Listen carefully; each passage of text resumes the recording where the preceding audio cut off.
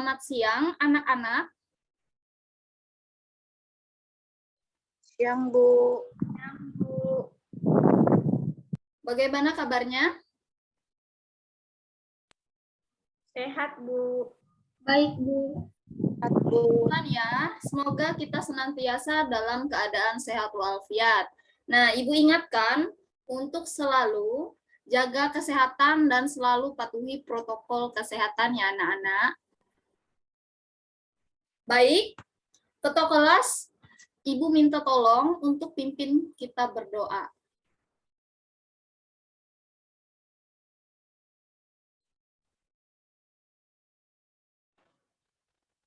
Baik, marilah kita berdoa menurut agama dan kepercayaan kita masing-masing. Berdoa dimulai.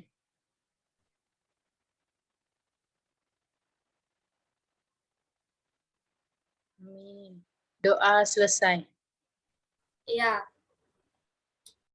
Baik, ketua kelas, apakah teman-temannya sudah hadir semua? Sudah dicek kehadiran teman-temannya? Ada satu, Bu, sakit. Siapa? Debbie Darbania. Iya. Apa sudah dikirim surat sakitnya, difotokan? Sudah, Bu, sudah saya kirim ke WA, Ibu. Iya, baik ya.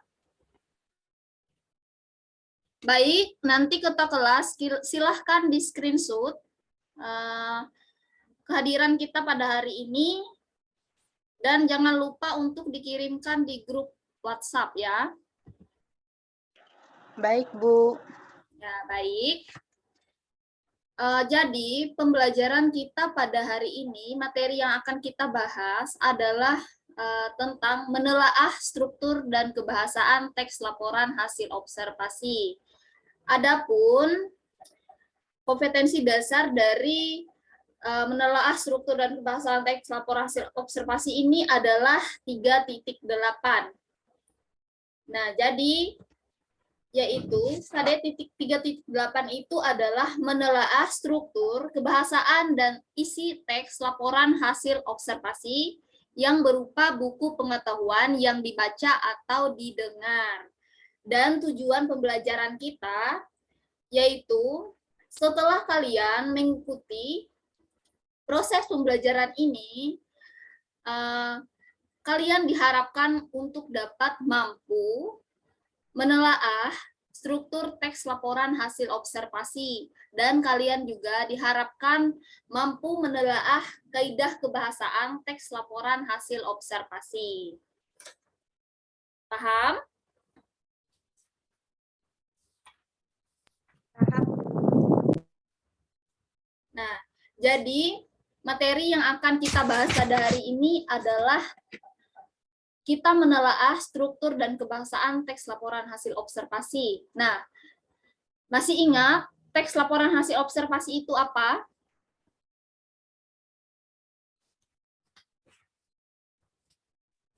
Saya, Bu. Ya, baik. Siapa? Andin atau Ayu? Atau dua-dua ya? Saya tanya pendapatnya masing-masing. Saya ingat tunjuk. Coba Ayu duluan.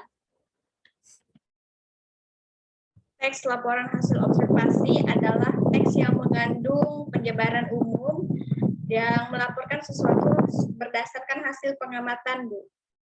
Ya, jadi seperti itu. Kalau Andin?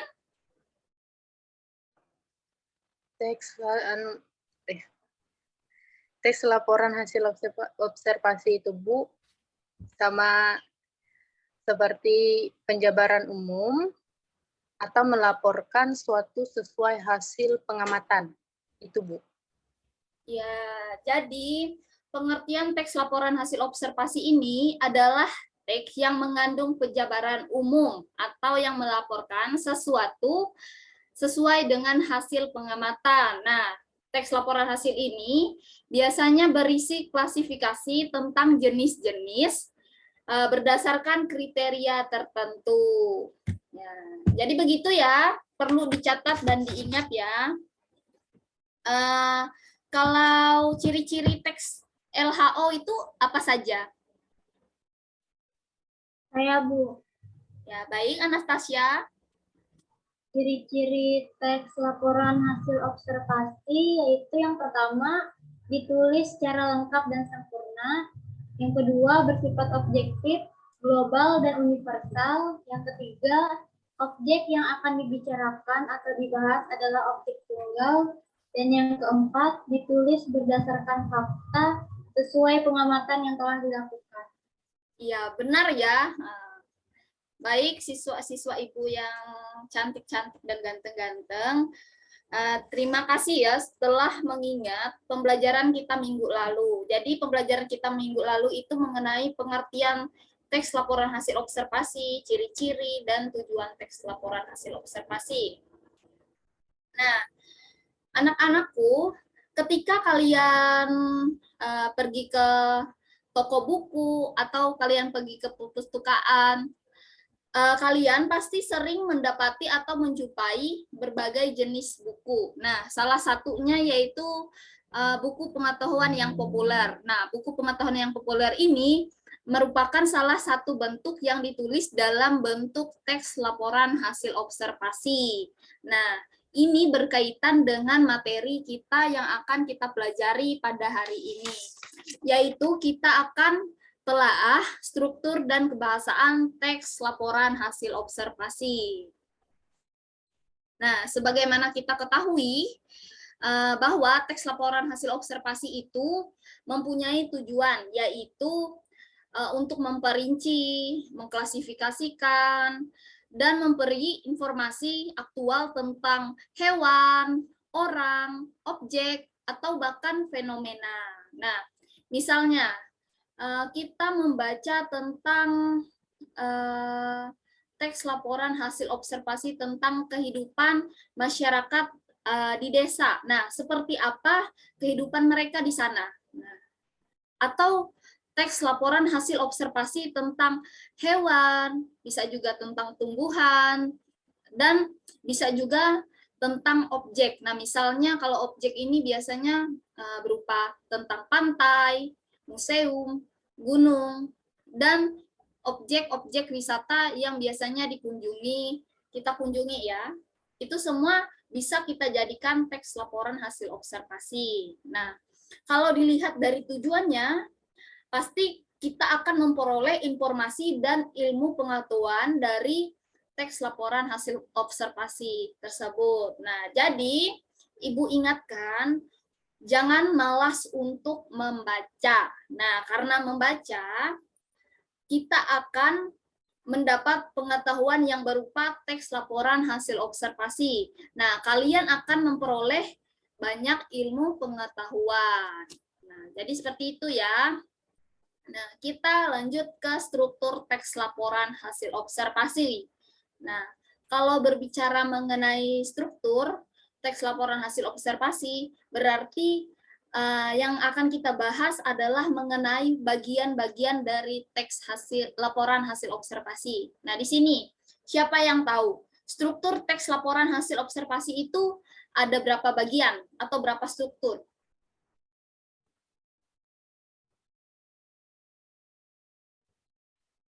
Ayo. Ada 3, Bu.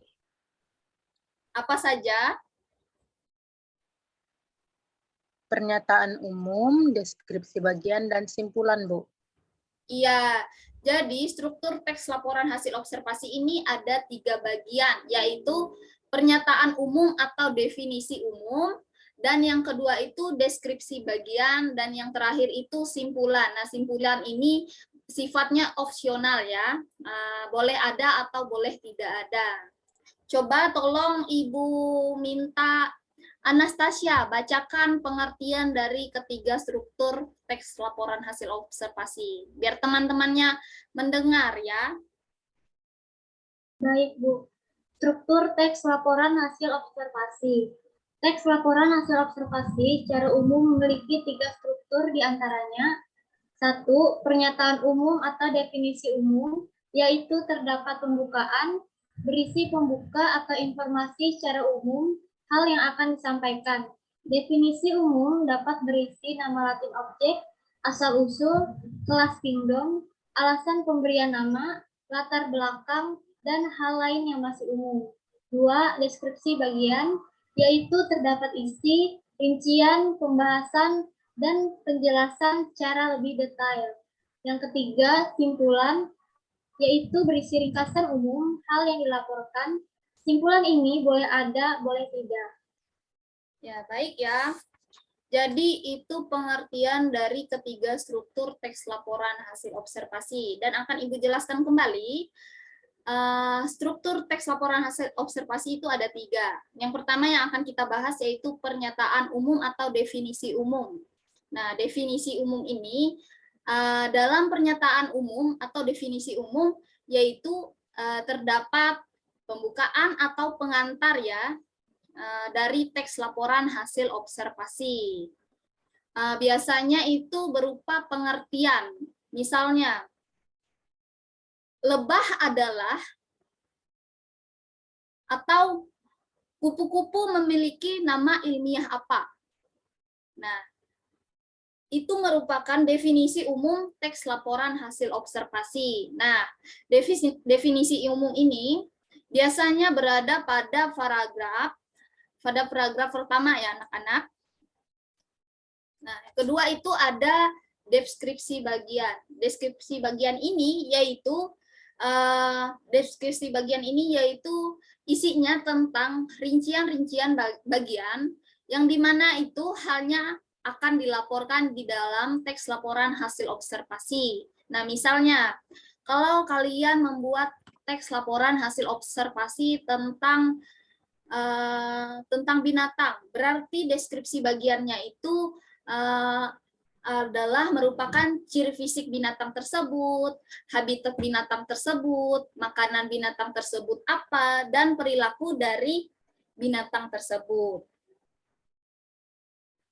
Paham? Sampai di sini tentang deskripsi bagian? Paham, Bu. Ya, baik, kita lanjut ya. Kita ke simpulan.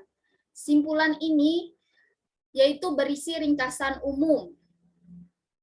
Ringkasan umum dari awal sampai akhir teks laporan hasil observasi. Nah, seperti yang Ibu bilang tadi, simpulan ini sifatnya opsional, yaitu boleh ada dan boleh tidak. Ada pertanyaan sampai di sini? Oke, berarti paham semua ya tentang struktur teks laporan hasil observasi. Nah, lanjut kita ke kaidah kebahasaan teks laporan hasil observasi. Ya, yang pertama itu ada kaidah kebahasaan teks laporan hasil observasi itu ada penggunaan istilah. Kalian sering nggak dengar kata istilah? Atau pernah dengar nggak? Kata istilah itu apa?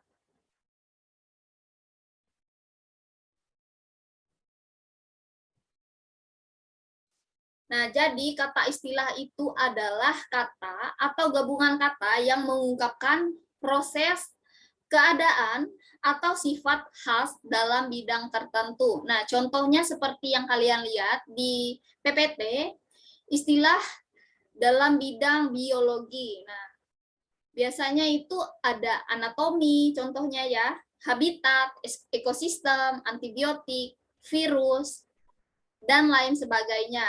Nah, kata-kata atau contoh yang Ibu berikan tadi atau di PPT ini jarang sekali kita jumpai kalau kita berbicara secara biasa. Itu hanya digunakan dalam bidang tertentu atau yang bersifat khas. Lanjut, kita ke penggunaan kalimat yang menjelaskan. Nah, ini merupakan kaidah kebahasaan teks laporan hasil observasi, yaitu menggunakan kalimat-kalimat yang menjelaskan atau memerinci. Nah, kalimat-kalimat tersebut ditandai dengan kata sambung atau konjungsi, yang dimana itu seperti yaitu, selain itu, dan dengan itu. Sampai di sini, paham?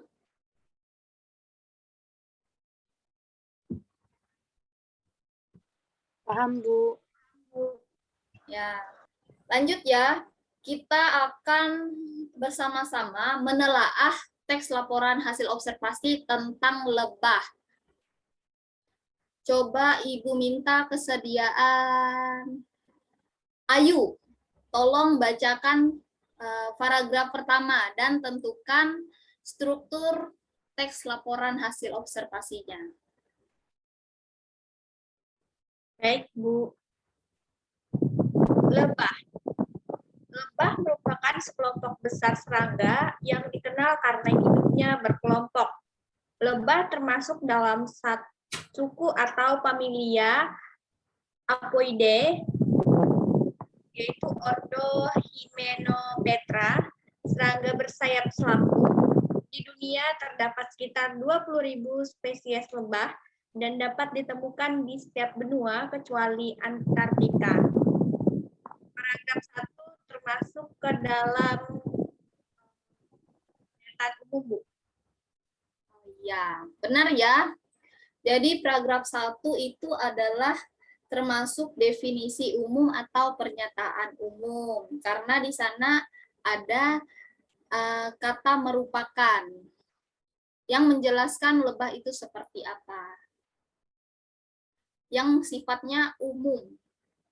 Lanjut, coba Andin bacakan paragraf 2 dan paragraf 3.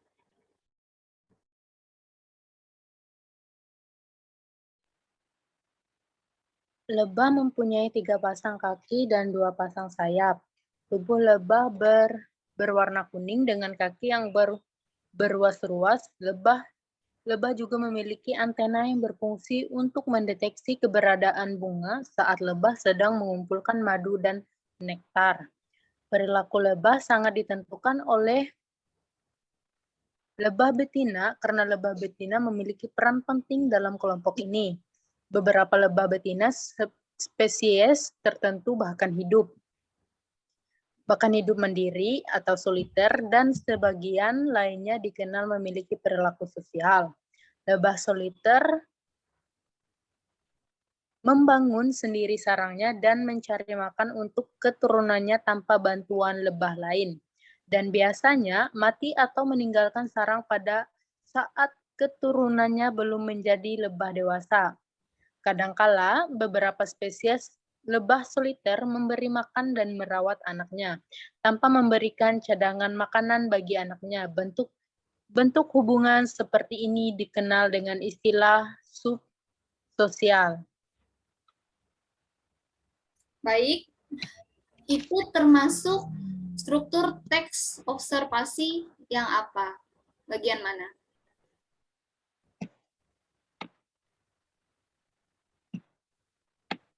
Ada yang bisa menjawab?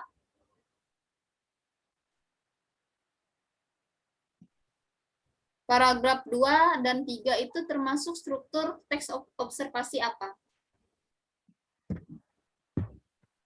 Deskripsi bagian, Bu. Alasannya? Karena di sini menjelaskan tentang kehidupan bagian-bagian dari lebah ini, Bu. Terima kasih. Nah, terima kasih ya jawabannya. Kita lanjut.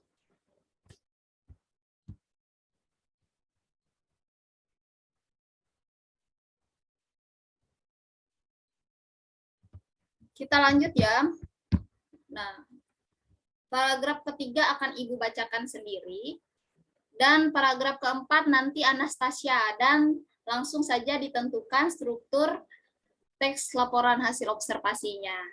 Nah, Ibu bacakan. Kelompok lebah terbagi atas 3 kasta, yaitu yang pertama ratu lebah, kedua lebah betina atau lebah pekerja, dan ketiga lebah jantan.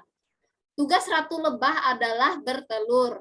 Ratu lebah yang aktif mampu menelurkan kira-kira 2.000 butir telur dalam sehari. Selanjutnya, lebah betina bertugas mengumpulkan sebuk sari dan nektar. Tidak hanya itu, lebah betina juga bertugas membersihkan sarang dan merawat telur serta anak-anak lebah. Lebah jantan bertugas mengawini lebah ratu muda jika akan membentuk koloni baru dan akan mati setelah kawin.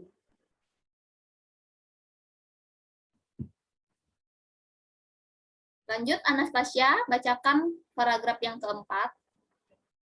Lebah memiliki peran penting di alam. Kesukaannya akan nektar dan serbuk sari, membantu penyerbukan silang tumbuhan. Dalam penyerbukan buatan tanaman tertentu, lebah dipiara dalam kurungan berisi tumbuhan yang akan disilangkan. Selain membantu penyerbukan, manusia juga memanfaatkan madu sebagai makanan serta obat. Baik. Struktur teks laporan hasil observasinya apa, Anastasia? Deskripsi bagian, Bu. Alasannya kenapa? Alasannya karena pada paragraf ketiga dan keempat berisi tentang penjelasan serta pembahasan tentang lebah secara detail. Baik ya. Jadi paragraf yang ketiga dan yang keempat itu masih struktur teks observasinya itu adalah tetap deskripsi bagian. Nah, karena di paragraf yang ketiga dan yang keempat ini isinya tentang rincian bagian-bagian yang masih dilaporkan tentang lebah tersebut. Jadi begitu ya. Sampai di sini ada yang ingin ditanyakan?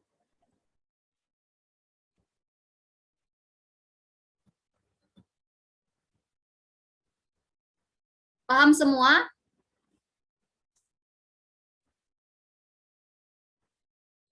Paham, Bu.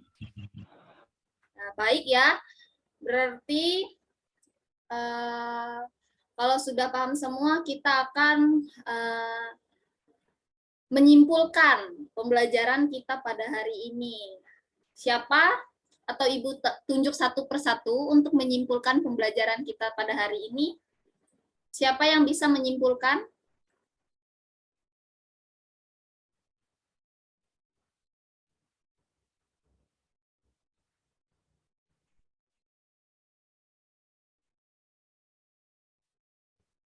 Saya, Bu. Iya, baik Ayu. Silahkan.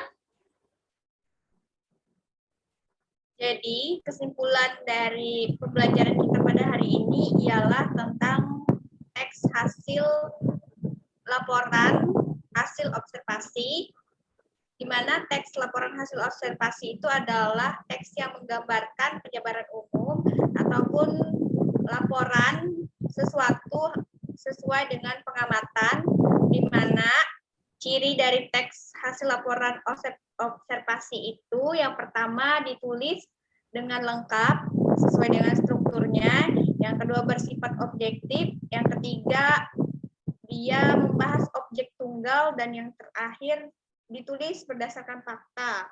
Nah, struktur dari teks laporan hasil observasi itu terdiri dari yang pertama definisi umum, yang kedua deskripsi bagian, dan yang terakhir simpulan. Itu Bu yang dapat saya simpulkan pada pembelajaran hari ini. Ya.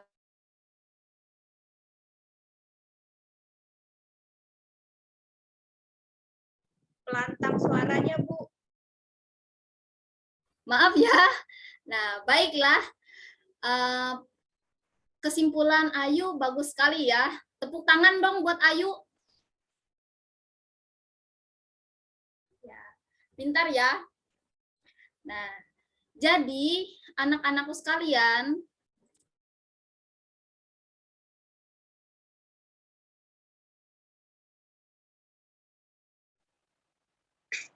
Lantang suaranya, Bu. maaf ya. Nah, baik.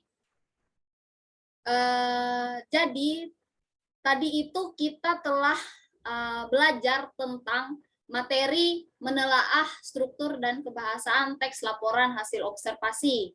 Nah, harus diingat kembali, struktur teks laporan hasil observasi itu ada 3 bagian, yaitu yang pertama ada pernyataan umum atau definisi umum, dan yang kedua itu ada deskripsi bagian, dan yang ketiga itu ada simpulan. Nah, simpulan ini boleh ada dan boleh tidak.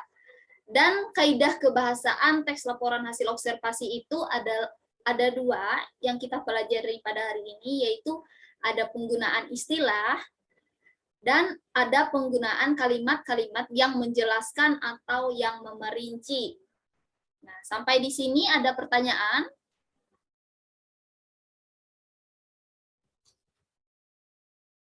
Baik, kalau tidak ada, Ibu akan memberikan tugas ya. Tugasnya Ibu kirim di Google Classroom. Nah, tugasnya sama seperti yang kita pelajari pada hari ini.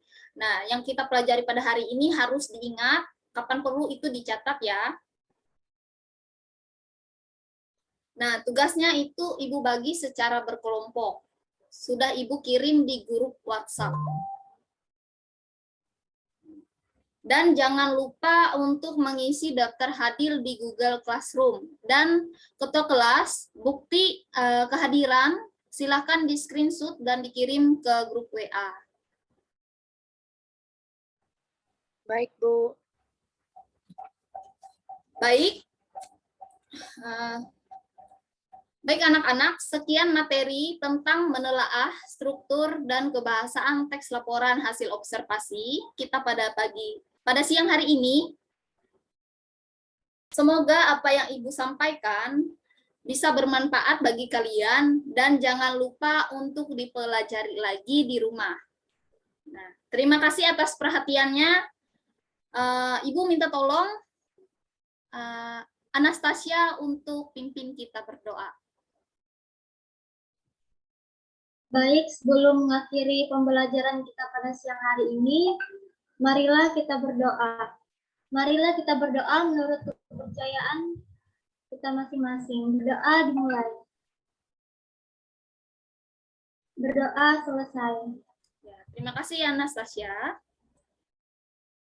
Terima kasih atas perhatiannya anak-anakku. Ibu akhiri dengan mengucapkan selamat siang. Tetap jaga kesehatan ya. Baik, Bu. Selamat siang juga. Sampai jumpa di pertemuan berikutnya.